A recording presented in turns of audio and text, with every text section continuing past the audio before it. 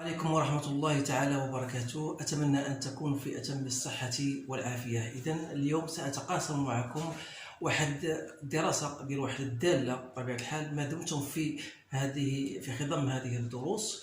إذن استعدادا للفرض الثاني إن شاء الله سأقوم معكم بدراسة دالة من جميع طريقة شاملة. إذن على بركة الله, vous avez une fonction f de x égale x moins 1 moins x racine de x sur x moins 1. La première des questions, on vous demande de déterminer le domaine de définition de cette fonction. Donc, c'est l'ensemble des x qui appartient à R, tel que x sur x moins 1 doit être supérieur ou égal à 0, sans oublier bien sûr que x moins 1 doit être différent de 0. Donc, ces choses-là, elles vont nécessiter bien sûr de dresser un tableau pour faciliter la tâche. Donc, vous avez x, et vous avez x moins 1 et vous avez le quotient. Donc vous avez la valeur 0 et la valeur 1. Donc il faut éliminer la valeur 1, bien sûr. Donc x, il s'annule là le signe de a, signe de moins a, x moins 1, donc il y a plus, il y a moins. Donc ça vous donne plus, moins, plus. Donc la fonction, les conditions que doit réaliser cette fonction-là, il faut que x soit appartient à moins l'infini 0 et de 1 plus l'infini. Donc le domaine de définition de cette fonction n'est autre que moins l'infini 0 union 1 non compris plus l'infini. Donc ça, c'est la première question. Deuxième question, on vous demande de déterminer la limite de la fonction lorsqu'x tend vers 1 plus. Donc la limite de f de x lorsqu'x tend vers 1 plus. Donc c'est la limite lorsqu'x tend vers 1 plus de la fonction x moins 1 moins x sur x moins 1. Donc bien sûr ça ne pose pas de problème. Pour x moins 1 ça tend vers 0 et la fonction x sur x moins 1 ça tend vers 1 sur 0 plus, c'est plus l'infini, sans oublier que moins, c'est donc moins l'infini. Donc, c'est moins l'infini. Dans ce cas-là, qu'est-ce qu'on dit? On dit que la fonction c de f admet une asymptote verticale d'équation x égale à 1. Ce sont les conditions. Donc, une fois je trouve la limite de 1 plus l'infini égale à plus, lorsqu'il tend vers 1 plus égale à plus ou moins l'infini, je dis que la fonction admet une asymptote verticale. Donc, je passe à la deuxième question. Donc, la limite, on va déterminer la limite de la fonction lorsqu'x tend vers plus l'infini. Donc, c'est toujours, j'écris la limite lorsqu'x tend vers plus l'infini de x moins 1 moins x sur x moins 1, je vois que cette limite de celle-ci n'est autre que x sur x, donc c'est 1, et la limite de x moins 1, c'est plus l'infini. Donc, qu'est-ce que j'écris? Donc, j'écris tout simplement, c'est plus l'infini. Donc, la limite de f de x lorsqu'x tend vers moins l'infini, donc sera bien sûr automatiquement moins l'infini. Donc, on va chercher l'autre question. On vous demande de montrer, donc je vais écrire cela pour ne pas l'oublier lorsque je vais dresser le tableau de variation. Donc on a la limite de f de x lorsqu'x tend vers moins l'infini égale à moins l'infini, la limite de f de x lorsqu'x tend vers plus l'infini égale à plus l'infini, la limite de f de x lorsqu'x tend vers 1 plus étant égal à moins l'infini. Ceci étant dit, donc on va passer aux autres questions. Donc, qu'est-ce qu'on vous dit? On vous dit de montrer que la droite d'équation delta y égale à x moins 2 est une asymptote oblique. Donc, est une asymptote oblique. Ça veut dire quoi? Donc il faut montrer, pour résoudre, bien pour répondre à cette question, il faut montrer que la limite de f de x moins 2 lorsqu'x tend vers plus ou moins l'infini égale à 0. Parce qu'on vous dit que montrer oblique plus ou bien moins l'infini. C'est la même chose. Donc on va, à partir de ça, on va écrire la limite de f de x moins 2 n'est autre que la limite de f de x, c'est x moins 1, moins racine de x sur x moins 1, moins x, moins 2, ça donne plus 2. Donc il reste la limite, lorsqu'x tend vers plus ou moins l'infini, de moins 1 plus 2, ça fait 1, moins x sur x moins 1. Donc lorsqu'x tend vers plus ou moins l'infini, ça tend vers 1. Donc on aura 1 moins 1, c'est quoi? C'est 0. Donc c'est bien, il s'agit d'une asymptote oblique. Donc ce sont des questions qu'on vous pose généralement soit dans les contrôles, soit au jour de l'examen national. Donc il faut bien faire attention là, il faut s'habituer à manipuler ce genre de questions pour ne pas tomber dans la panne. Donc bien sûr, on va passer à l'autre question en vous demandant de déterminer ou bien étudier la position de C de F par rapport au delta. C'est-à-dire, est-ce que la position de CF, est-ce qu'elle sera au-dessus de delta ou bien est-ce qu'elle sera au-dessous de delta? Donc dans ce cas-là, vous êtes obligé de faire f de x moins 2 qu'on a trouvé tout à l'heure égale à 1 moins sin de x sur x moins 1. Donc, est-ce qu'on va dire, est-ce qu'elle est, c'est bien ça? Donc f de x, on va dire f de x moins 2, c'est bien ça. Donc c'est 1 moins racine de x moins 2. Oui, c'est bien ça. Donc qu'est-ce qu'on va faire? Donc pour bien résoudre cette question-là, on doit manipuler de la sorte suivante. Donc on peut mettre ça comme étant égal à x sur x moins 1. Je dois multiplier par son conjugué. Il y a d'autres méthodes, mais je vois que celle-ci est la plus bonne. Donc c'est 1 plus racine de x sur x moins 1. Donc ça vous donne 1 moins x sur racine de x moins 1 sur ce qui est le dénominateur. Ce qui nous intéresse, c'est le numérateur. Donc on va aboutir à 1.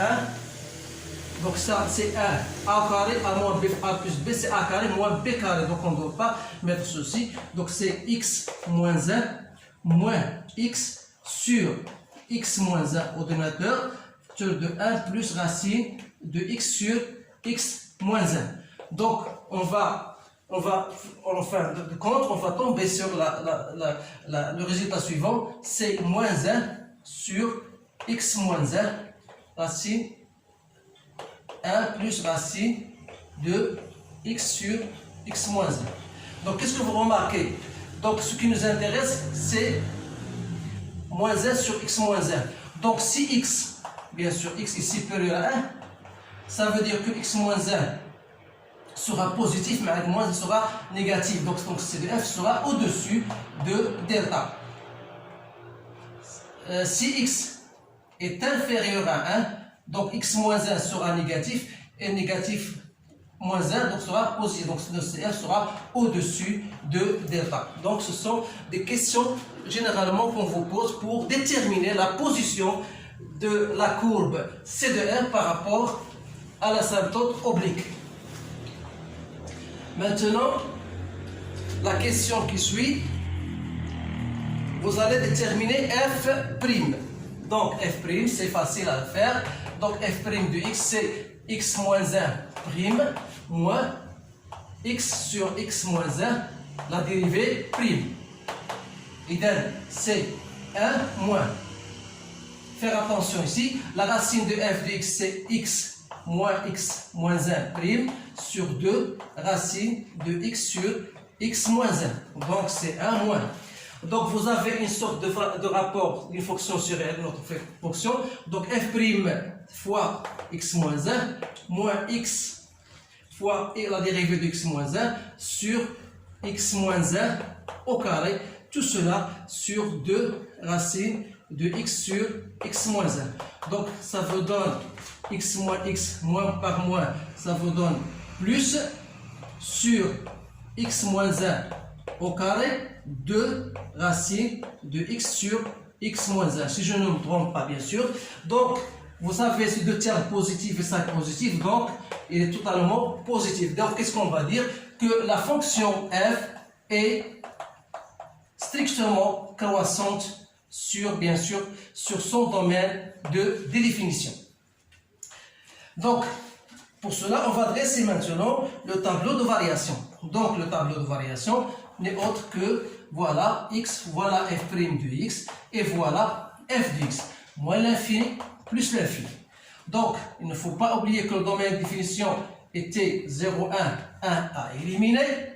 Donc, ce qui intéresse, donc il est plus, il est strictement positif. Donc là, il faut bien faire attention, la fonction n'est pas définie entre 0 et 1. Donc, il est croissante là, et il est croissante là. Limite de plus l'infini, c'est plus l'infini. Limite de 1 plus, c'est moins l'infini. Limite de moins l'infini, c'est moins l'infini. Et f de 0, donc 0 moins 1, c'est moins 1. Donc voilà le tableau de variation de la fonction f de x. L'autre question, donc je vais garder le tableau de variation et je vais effacer tout ce qui reste.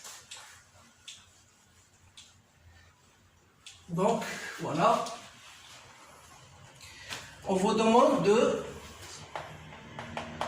montrer que f de x égale à 0, admet une solution unique alpha compris entre 2 et 5 demi. Donc ce genre de questions là, il faut bien les maîtriser parce que ici, voilà, entre 2 et 5 demi. Donc 2 et 5 demi, ça se trouve là. Donc il existe un certain alpha tel que f de alpha égale à 0. Donc qu'est-ce qu'on peut répondre à cette question? Vous avez la fonction et comment elle est? Elle est continue, bien sûr, sur son domaine de définition, en particulier, donc en particulier sur l'intervalle de 5 demi. Vous avez la fonction est strictement croissante sur cet intervalle. Et la troisième condition, il faut montrer bien sûr que f de 2 fois f de 5 demi, elle est strictement négative.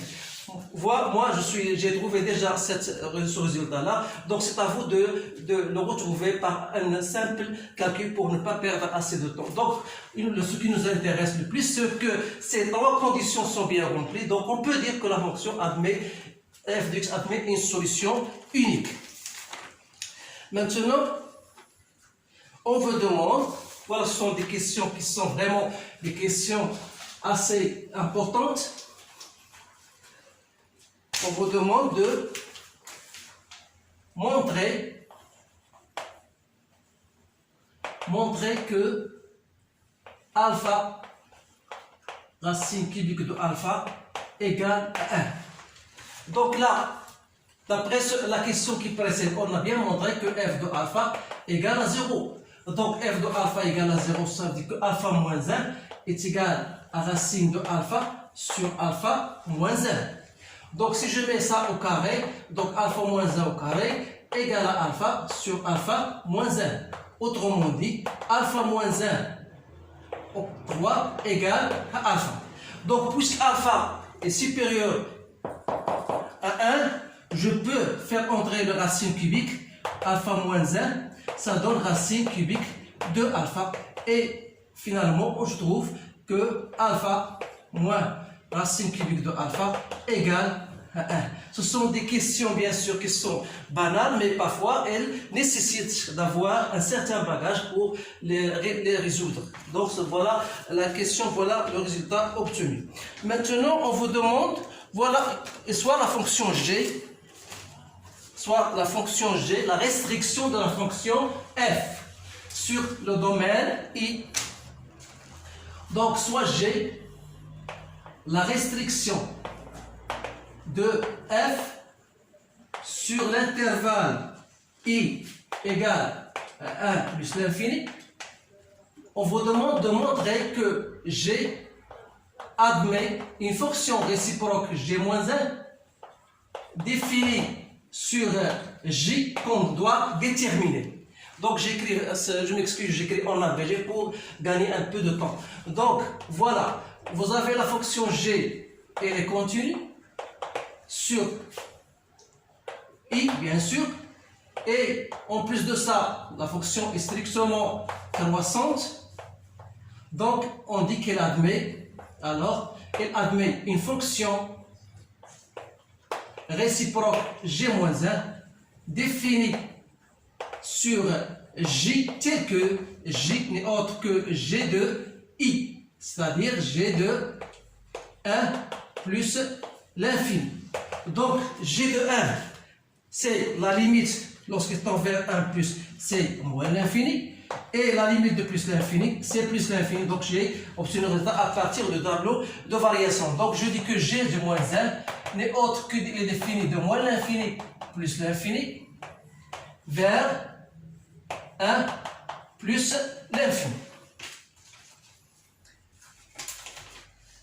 Notre question, on vous demande de déterminer ou bien montrer que G' moins 1 de 0 égale à 2 alpha moins 1, 3 sur 1 plus 2 alpha moins 1, 3. Donc dans ce cas-là, je dois utiliser les questions précédentes. Donc on a bien montré que G de alpha, on a dit que G de alpha égale à 0, ce que je viens de dire que alpha moins 1 égale à racine de alpha sur alpha moins 1. Et vous savez que la fonction G-1' de n'importe quel x0, ça, vous devez bien le comprendre et l'apprendre et le pratiquer, bien sûr. Donc, je vais appliquer cette règle-là sur ce que j'ai. Donc, G-1' de 0, c'est quoi? C'est 1 sur G' de G-1 de 0. Donc, si vous vous rappelez bien, G de 0, c'est quoi? C'est moins 1. Donc, G moins 1 de 0, c'est G de 0, c'est moins 1. Donc, G moins 1 de 0. Donc il faut déterminer, alors, G' moins 1' de 0. Donc, je vais effacer. Donc, pour déterminer G-1 de 0. Donc, c'est 1 sur G'. G-1 de 0, c'est G-1 de 0, c'est G de 0. Il y a une erreur, je ne sais pas où. G-1' de 0. Donc, il faut arrêter ici. Donc, je vais trouver comment. Donc, on a G de alpha égale à 0. Donc, on peut tirer, ça veut dire que G-1 de 0 n'est autre que alpha. Alors là, G' G- de 0, c'est G-1, G' de alpha. Donc, il faut chercher maintenant G' de alpha. Or, G' de alpha, on a déjà déterminé la dérivée de G' et on a trouvé G' de alpha égale à 1 plus 1 sur 2 alpha moins 1 au carré racine de alpha sur alpha moins 1.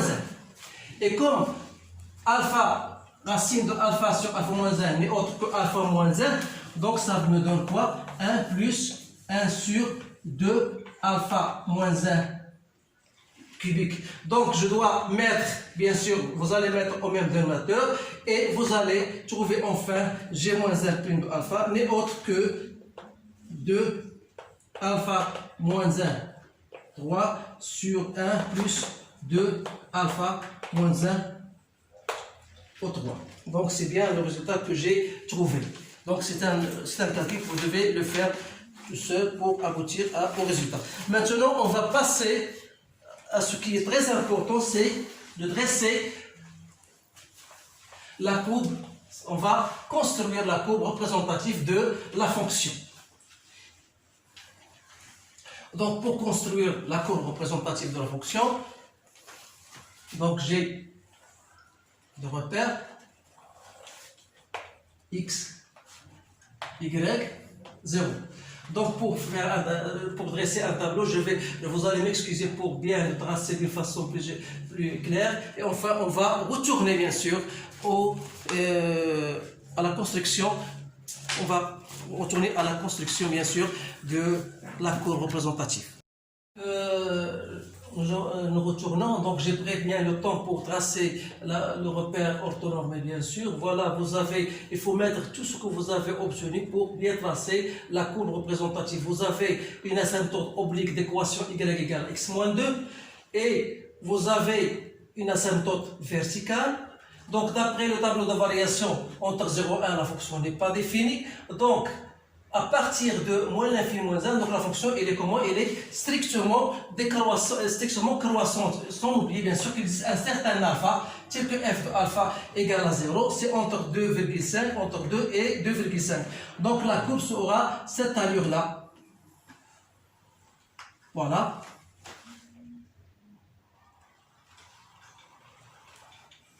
Plus ou moins.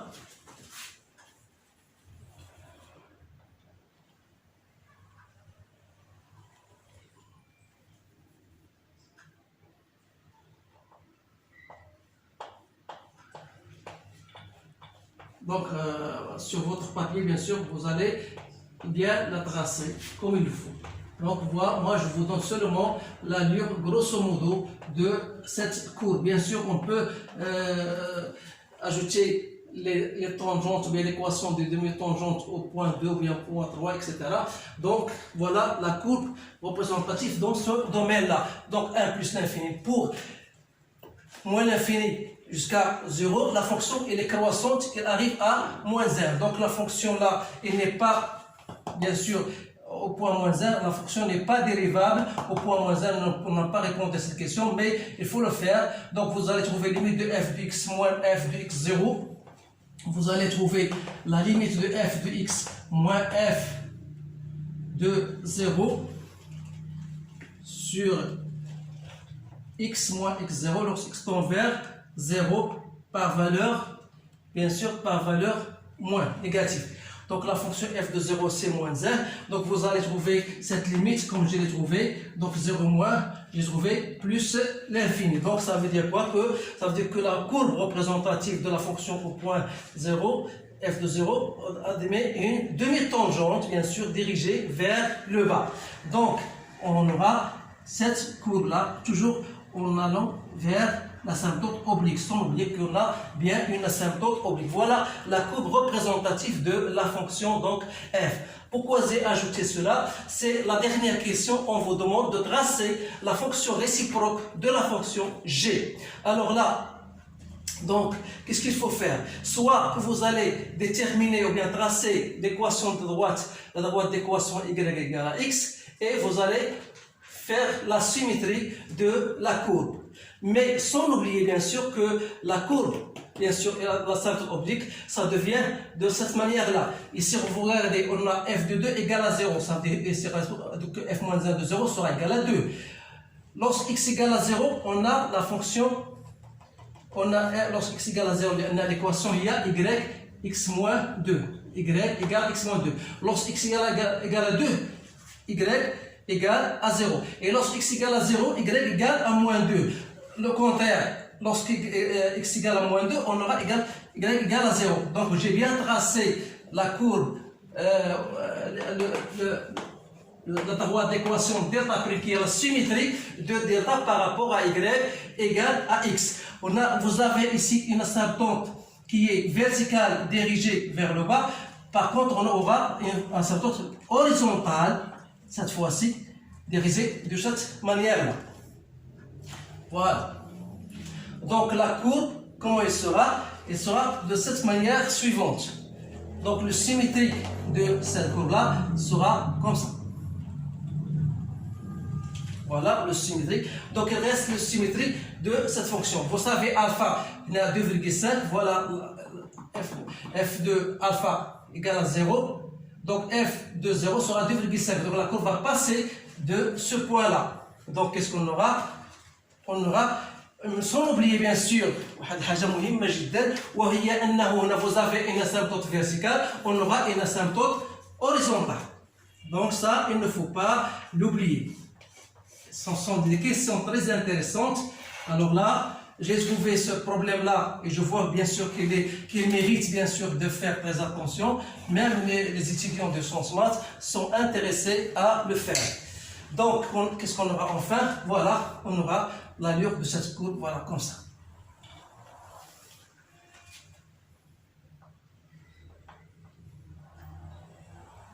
Plus ou moins. Donc voilà, finalement, la courbe représentative de la fonction C de G-1. إذن أظن بأننا انتهينا من هذا التمرين لأنه تمرين مهم جدا. أنصحكم بطبيعة الحال بالتعامل مع هذه النوعية من التمارين لأنها تطرح إشكالية بالنسبة للطلبة، وأتمنى أن أوفق في شرح هذا التمرين وأتمنى لكم التوفيق. إذن إلى الأمل باللقاء بكم إن شاء الله في حصة قادمة. أستودعكم الله والسلام عليكم ورحمة الله تعالى وبركاته.